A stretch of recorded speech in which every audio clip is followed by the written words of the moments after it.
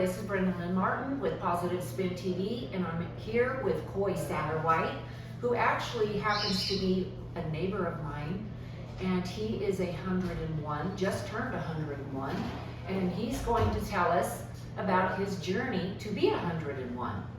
Okay, Coy? Okay, I was born in Arkansas. The poor farmers had toiled soil from a black.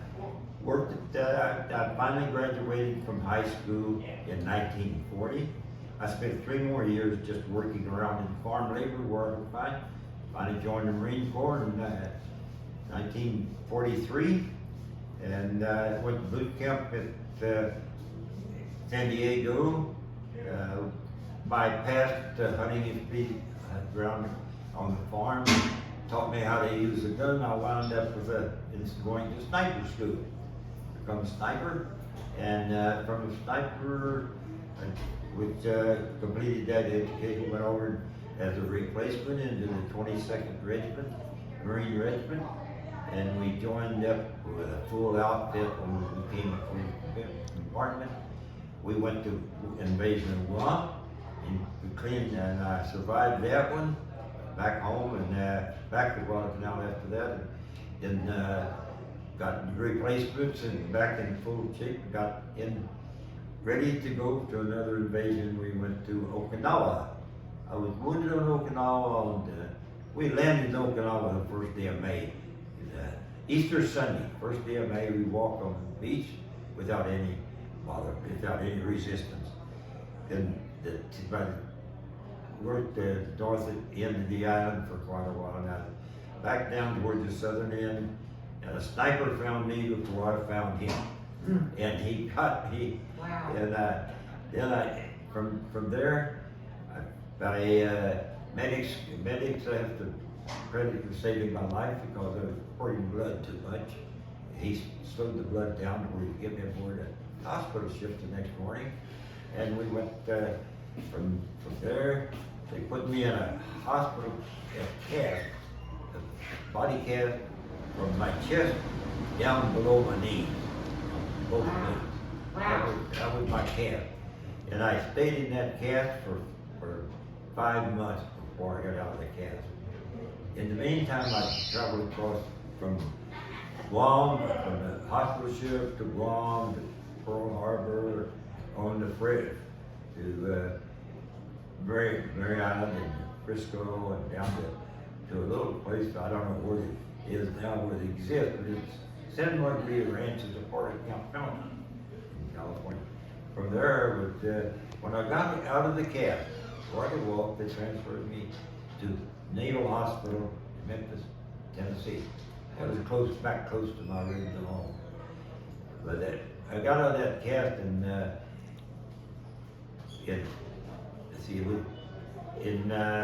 40, well, it finally got where I could walk. When I could walk after getting out of the cast, I transferred me to Memphis, as I said before, and stayed there in Memphis until August of 46, when I was got back to the civilian world, back to no longer a Marine, back to Civilization. Yeah.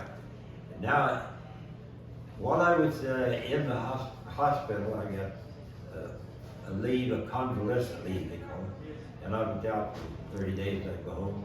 And at that time, I courted Lynn, right, Will, and by the time that month was over, we were engaged to be married. We married in December of 45, December the 27th, 45. Well, it was a good marriage, I guess. We spent 73 years together before she died. Nice. Well, it came me back when I was discharged. I had to find something to do, so I went to a tech school to learn how to repair and operate a standard broadcast station. After a couple of years at that, my World War II wound acted up. I had to go to the hospital. I was gone from the hospital for over 30 days before I could get back at a job. the guy at boss handed me a piece of paper and says, get another job, you don't have one here. So that encouraged me to enroll in the University of Missouri. I went 2 years at the University of Missouri, but that time I used up all the GI Bill I had my 4 years with that training for the steady broadcast license. I had to transfer again. I transferred to Washington University in St. Louis, completed my final 2 years electrical engineering while working night shift at McDonnell Aircraft in St. Louis. After I graduated, Lockheed Aircraft Corporation came through town recruiting. They hired me and said, we'll move you to California. Oh, my wife was happy. We're going to California. So we sold our house there and headed for California. Spent 27 years at Lockheed.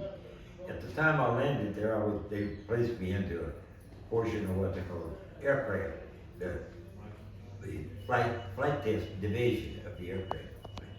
Well, if you're in a flight test division, flight test organization, as soon as the airplane goes into production, you're out of a job because there's no more flight testing. Wow. And then, so I went from the aircraft industry at first, went to missile division, tracking satellites and such.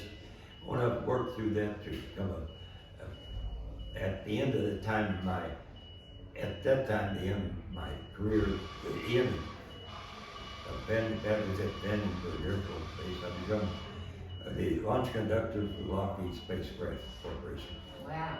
And after I retired, the last year I was there, went to Japan for a year. We built an integrated test facility for the B-3C airplane. And we took that back, took that to Japan, showed the Japanese how to work it, and then came home and retired. Wow. We retired, we settled in Arizona, and we settled Arizona, it's hot, outskirts of Phoenix. It's hot during the summer, so we square danced all winter. From the fall till spring, when spring came, we get in our motorhome and travel all over the United States. Wow. This routine, square dancing in the wintertime, traveling in the summer, got us over all of except 3 of the United States. We missed 3. Oh. Maine, New Hampshire, and Vermont. Wow. Never got there. Wow. And we traveled 3 or 4 months during the summer. We was on motorhome, just on the road. Wow. So can you tell the audience how you made it to 100? What would you tell people how to make it to 100? That activity, that square dancing, I think square dancing kept my leg going during those periods of years there.